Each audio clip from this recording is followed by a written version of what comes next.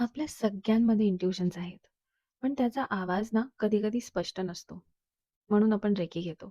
कधी असं झालंय का तुम्हाला, की काहीतरी फील झालं, पण तुम्ही इग्नोर केलं असेल आणि नंतर मग समजलं, की "अरे हो, माझी गट फिलिंग तर किती बरोबर होती." हेच आपले इंट्युशन्स असतात. आपल्याला गाईड करणारे.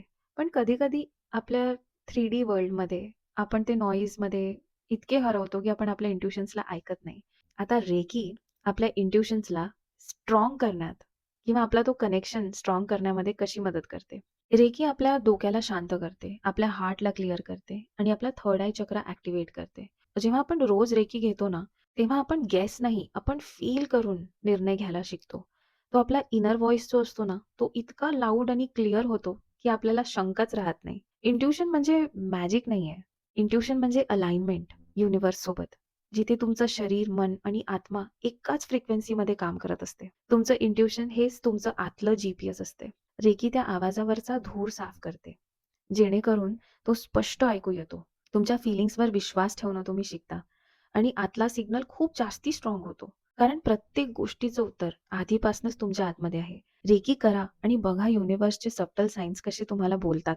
आतापर्यंत तर तुम्हाला माहितीच झालं असेल, की मी कोणत्या चक्रांना रेकी द्यायला सांगणार आहे. पण तरी एकदा मी सांगूनच देते क्लॅरिटीसाठी. थर्ड आय चक्र आपला आयब्रोजचा मधला.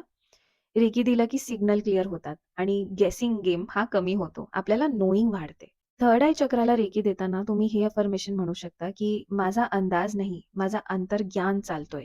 मग नंतर आपला हार्ट चक्र. कारण जे खरं फील होतं ना, तेच खरं इंट्युशन असतं. हार्ट चक्राला रेकी दिलं की आपण आपली फीलिंग्सवर ट्रस्ट ठेवायला शिकतो.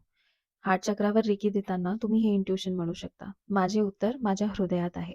आणि लास्टली आपला क्राउन चक्र. युनिव्हर्सचा वायफाय इथेच असतो ना. रेकी इथे दिली की आपण आपल्याला ओपन करतो. Downloads, gut feelings, soul vibes. इथे आपण हे अफर्मेशन देऊ शकतो की मी कनेक्टेड आहे युनिव्हर्सशी आणि मला दिशा मिळते. इंट्युशन्सला रेकी दिलं की सायलेन्स पण बोलायला लागतो बरं. नक्की ट्राय करून बघा.